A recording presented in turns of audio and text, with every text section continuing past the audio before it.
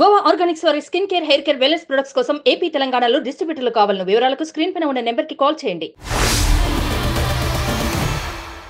Mudragada సవాల్పై social మీడియాలో అయితే ఒక చర్చ అయితే కాకరేపుతుందని మనం చెప్పుకోవచ్చు. పవన్ గెలిస్తే పేరు మార్చుకుంటానని ముద్రగడ ముందే చెప్పడం జరిగింది. తన పేరును పద్మనాభరెడ్డిగా కూడా మారుస్తానని ఆయన వెల్లడించారు పోలింగ్ కి ముందే. ముద్రగడ కొత్త నామకరణానికి రెడీ అవ్వాలని కూడా ట్రోలింగ్స్ చేస్తున్నారు ఫ్యాన్స్. ఇటు సోషల్ మీడియాలో అయితే ఆహ్వాన పత్రిక వైరల్ అవుతున్న పరిస్థితి కనిపిస్తుంది. జూన్ 4న నూతన నామకరణ మహోత్సవం అంటూ కూడా కౌంటర్ ఇస్తున్నారు జన సైనికులు. ఇక ఇదే అంశానికి సంబంధించి దీని మీద అనాలిసిస్ చేయడానికి జర్నలిస్ట్ తిరుమల నాతో పాటు రెడీగా ఉన్నారు. తిరుమలతో మాట్లాడదాం. తిరుమల, అంటే నూతన నామకరణ మహోత్సవానికి అయితే కూడా ఆహ్వాన పత్రిక ఒకటి సోషల్ మీడియాలో చర్చ జరుగుతుంది. ఈ ఆహ్వాన పత్రికను మనం ఏ విధంగా చూడాలంటారు? యాక్చువల్ గా ఇదైతే ఖచ్చితంగా సోషల్ మీడియాలో పవన్ కళ్యాణ్ ఫ్యాన్స్ కావచ్చు, లేకపోతే కూటమి తరఫున ఉన్న కార్యకర్తలు కావచ్చు, కూటమికి మద్దతుదారులు కావచ్చు, వాళ్ళు చేస్తున్న ట్రోలింగ్ అది చాలా స్పష్టంగా అర్థమవుతుంది. అందులో బోల్డెన్ తప్పులు కూడా కనిపిస్తున్నాయి. నూతన నామకరణ మహోత్సవం నాకు నా ఒత్తు లేదు, కొమ్ము లేదు అంటే నేను వ్యతిరేకిస్తున్నాను కాదు, కానీ కాపు సోదర సోదరి వాళ్ళందరికీ ప్రత్యేక ఆహ్వానం అని చెప్తూ ముద్రగడ బొమ్మ పెట్టేశారు. మంగళవారం జూన్ 4వ తేదీ 2024 సాయంత్రం 6 గంటల నుండి కిర్లంపూడిలో నామకరణ మహోత్సవం, తూర్పుగోదావరి జిల్లా అని చెప్పేసి. ఎందుకంటే ముద్రగడ ఎన్నికలకు ముందు ఆయన విసిరిన సవాల్ ఆ స్థాయిలో ఉంది. పవన్ కళ్యాణ్ చాలా సీరియస్ గా తీసుకున్నారు. పిఠాపురంలో పవన్ కళ్యాణ్ గెలుపును ఎవరు ఆపలేరని చెప్పేసి కూటమి బలంగా నమ్ముతోంది. ఇటు కాపు సామాజిక వర్గం నుంచి కూడా పవన్ కళ్యాణ్ గెలుపు కోసం చాలా మంది పనిచేసినట్టుగా తెలుస్తుంది. ముద్రగడ ఆంధ్రప్రదేశ్లో కీలకమైన నాయకుడు, కాపు సామాజిక వర్గంలో అత్యంత ముఖ్యమైన నాయకుడు, మొదటి నుంచి కాపు సామాజిక వర్గాన్ని లీడ్ చేస్తూ వచ్చిన నాయకుడు. అటువంటి ముద్రగడ ఎన్నికల ముందు వరకు ఏ పార్టీకి మద్దతు ఇస్తాడు అనే చర్చ భయంకరంగా జరిగింది. ఆ చర్చలో భాగంగా ఒక దశలో పవన్ కళ్యాణ్ తను ముద్రగడ జనసేనలో చేరబోతున్నాడు అంటే గత ఎన్నికల్లో ముద్రగడ మద్దతు వద్దు ఎలా ఆలోచించినా వైసీపీకి ఉంది. గత ఎన్నికల్లో వైసీపీకి మద్దతు ఇచ్చారు ముద్రగడ. కాపు సామాజిక వర్గం ఓటు వైసీపీకి పడింది అనే చర్చ ఉంది. ఈ నేపథ్యంలోనే ఉభయ గోదావరి జిల్లాలో వైసీపీకి మంచి సీట్లు వచ్చాయి. ఇదంతా కాపు సామాజిక వర్గం వల్ల వచ్చాయి. ఈసారి కాపు సామాజిక వర్గం ఏకపక్ష వన్ సైడ్ ఉండాలి, లేకపోతే కూటమి అంటే టీడీపీ కావచ్చు, జనసేన కావచ్చు, బీజేపీ కావచ్చు, కాపు సామాజిక వర్గం ఓట్లని తమ వైపు ఆకట్టుకోవడానికి అనేక ప్రయత్నాలు చేశాయి. ఈ ప్రయత్నాల్లో భాగంగా ముద్రగడ పద్మనాభంతో కూడా చర్చలు జరిపారు. ముద్రగడ పద్మనాభాన్ని జనసేనలోకి ఆహ్వానించే ప్రయత్నం చేశారు. జనసేన నాయకులు ఒక రోజు వెళ్ళి ముద్రగడ పద్మనాభం ఇంటికి వెళ్ళి ఆయనతో చర్చించారు. గతంలో మిథున్ రెడ్డి ఎవరైతే తూర్పు పశ్చిమ గోదావరి జిల్లాల ఇన్ఛార్జిగా ఉన్నారో వైసీపీ నుంచి, మిథున్ రెడ్డి వెళ్ళి ముద్రగడని వైసీపీలోకి ఆహ్వానించారు. ఆ సమయంలో పిఠాపురం టికెట్ ముద్రగడ కొడుకు ఇస్తారని చెప్పేసి చర్చ జరిగింది. తను ఎన్నికల్లో ఖర్చు చేయలేను, తన ఎన్నికలు కూడా భరించాల్సిన బాధ్యత కూడా వైసీపీ పార్టీ బాధ్యత తీసుకోవాలని చెప్పేసి చెప్పడం జరిగింది. అయితే చివరి క్షణంలో ముద్రగడ మనసు మార్చుకున్నారు, మళ్ళీ జనసేనలో చేర్చారనే చర్చ కూడా జరిగింది. ఇదంతా జరుగుతున్న తరుణంలో లాస్ట్ మినిట్లో ఎలక్షన్ దగ్గరకు వచ్చేసరికి ముద్రగడ అఫీషియల్గా వెళ్ళి వైసీపీలో జాయిన్ అయ్యారు. జనసేనలో చేర్తారనుకున్న ముద్రగడ వైసీపీలో జాయిన్ అయ్యారు. దీంతో ముద్రగడ వర్సెస్ పవన్ కళ్యాణ్ అనే చర్చ మొదలైంది. ఎందుకంటే వైసీపీ పిఠాపురంలో పవన్ కళ్యాణ్ ఓడించి తీరుతామని మొదటి నుంచి వాళ్ళు సవాల్ చేస్తూ వచ్చారు. అక్కడ బలమైన అభ్యర్థి ఎవరైతే వంగా గీత ఉన్నారో, కాంగ్రెస్ నుంచి బలమైన రాజకీయ నాయకురాలమే. ఆమె రాజకీయ ప్రస్థానం చిరంజీవి పెట్టిన ప్రజారాజ్యం పార్టీతో మొదలైనప్పటికీ కాంగ్రెస్లో కీలక నాయకురాలుగా పనిచేశారు, ఎంపీగా పనిచేశారు. ఆ తర్వాత వైసీపీలో చేరి కూడా కాకినాడ ఎంపీగా ఉన్నారు. కాకినాడ ఎంపీ నుంచి ఈసారి పిఠాపురానికి వైసీపీ తరఫున పోటీ చేస్తున్నారు. పిఠాపురానికి వచ్చారు ఆమె. కానీ పిఠాపురంలో పవన్ కళ్యాణ్ వర్సెస్ వంగా గీత అంటే కాపు ఇద్దరిది కాపు సామాజిక వర్గమే.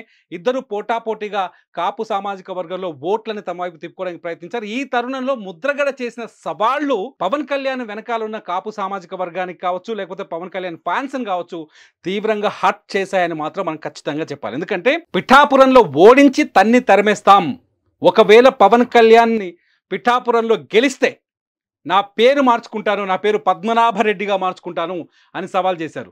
ఆ సవాల్కి సమాధానమే ఇప్పుడు పబ్లిక్లో తిరుగుతున్న వైరల్ అవుతున్న ఆ ఆహ్వాన పత్రిక. అందుకనే పవన్ కళ్యాణ్ గెలవబోతున్నాడు, భారీ మెజార్టీతో గెలవబోతున్నాడు. అందుకోసమే ముద్రగడ పేరు మార్చుకోక తప్పదు అని చెప్పేసి ఆయన ఫ్యాన్స్ ఇప్పుడు ట్రోల్ చేస్తున్నారు. నిజంగానే రెడీగా ఉండాలంటారా పద్మనాభరెడ్డి? మనం ఎలా చెప్తాం ఒకటి ఏంటంటే పవన్ కళ్యాణ్కి పవర్ ఉంది అక్కడ. పవన్ కళ్యాణ్ పవర్ కనిపిస్తోంది. పవన్ కళ్యాణ్కి అనుకూల వాతావరణం కనిపిస్తోంది. అలానే వంగా గీత ఓడిపోతుందని కూడా మనం చెప్పలేం.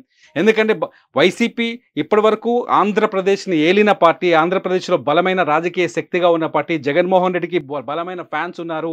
వంగా గీత కాకినాడ అదే పార్లమెంట్ నియోజకవర్గంలో పనిచేశారు. వంగా గీత మొదటి నుంచి రాజకీయ నేపథ్యం ఉంది.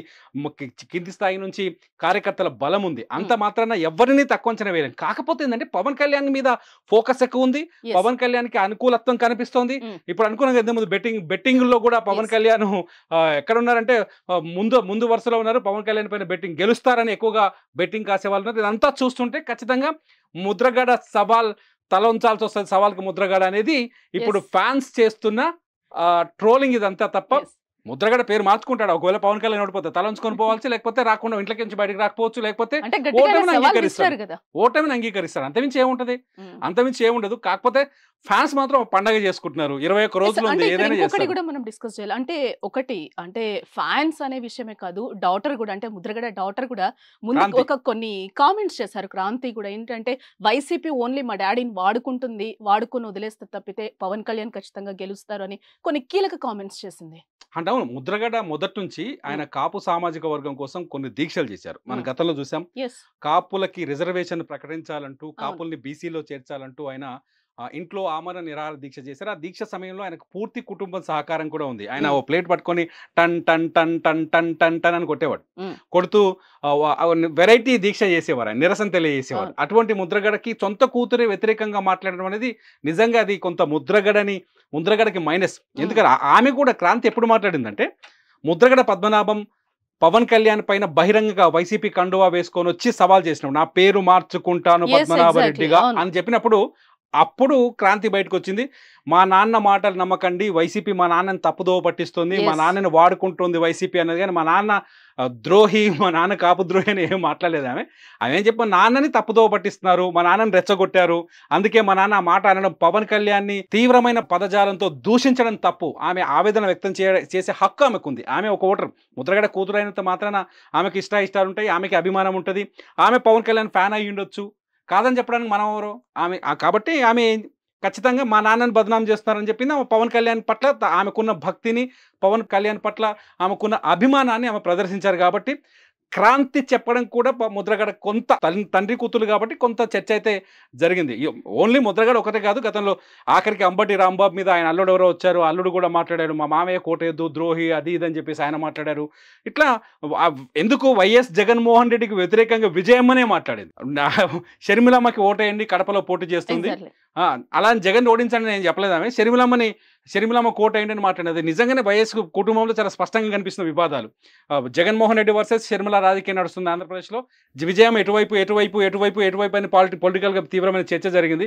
ఈ నేపథ్యంలో విజయమ్మనే చెప్పింది స్పష్టంగా, ఏ కొడుకు కోసం విజయమ్మ ప్రజలోకి వెళ్ళిందో, ఏ కొడుకు కోసం పోటీ కట్టిందో, ఏ కొడుకు కోసం కాంగ్రెస్ని వ్యతిరేకించిందో, కాంగ్రెస్ పైన తిరగబడిందో, ఆ విజయమ్మని ఇవాళ షర్మిల వైపు, కాంగ్రెస్ వైపు మాట్లాడుతుంది.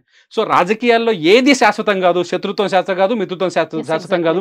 ఇదే ముద్రగడ రేపు పవన్ కళ్యాణ్తో కూడా కలిసి పనిచేస్తాడేమో చెప్పలేం. ఇదే ముద్రగడ గతంలో చంద్రబాబు నాయుడు గవర్నమెంట్లో పనిచేశాడు, మంత్రిగా పనిచేశాడు, ఇవన్నీ జరిగినాయి. సో ఏది శాశ్వతం కాదు. కానీ ముద్రగడ మాత్రం ఈ ట్రోలింగ్ని ఎదుర్కోక తప్పదు. ఒకవేళ పవన్ కళ్యాణ్ గెలిస్తే మాత్రం ఇంకా భయంకరంగా ట్రోలింగ్ చేస్తారని మాత్రం సోషల్ మీడియాలో అర్థమవుతుంది. అంటే బెట్టింగ్స్ కూడా ఎక్కువ పవన్ కళ్యాణ్ మీద నడుస్తుంది కాబట్టి పిఠాపురంలో ఈసారి ప్రజా అభిమానం అంతా కూడా, ఏదైతే ఫ్యాన్ అభిమానం అంతా ఈసారి ఓటుగా మలుచిందేమో అనుకోవచ్చు అంటారా? ఎలక్షన్ వేరండి, అభిమానం వేరు. ఎలక్షన్ మేనేజ్మెంట్ డిఫరెంట్గా ఉంటుంది. చాలా ఎలక్షన్ చూసుకుంటూ ఆ లెక్కను చూస్తే పవన్ కళ్యాణ్కి 2014 ఆయన ఎప్పుడైతే రాష్ట్ర విభజన జరిగినప్పుడు జనసేన పార్టీని ఏర్పాటు చేశారు. హైదరాబాద్లోనే మీటింగ్ పెట్టారు.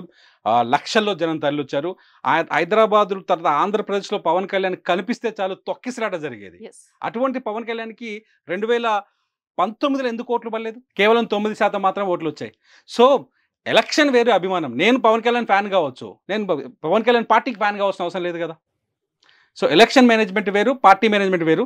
పవన్ కళ్యాణ్ మాత్రం చాలా స్పష్టమైన ఫోకస్ కనిపిస్తుంది పిఠాపురంలో, ఆ ఊపు కనిపిస్తుంది. పిఠాపురంలో పరిస్థితులన్నీ మారిపోయాయి. సో హోరీ పోరు అని కూడా చెప్పలేని పరిస్థితే కనిపిస్తుంది.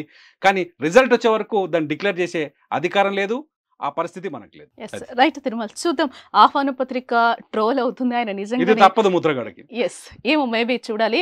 రిజల్ట్స్ వచ్చే వరకు చూడాల్సిందే. Stay tune to Suman TV. Suman టీవీలో మీ పర్సనల్ అండ్ బిజినెస్ ప్రమోషన్స్ కోసం కింది నెంబర్కి కాంటాక్ట్ చేయండి.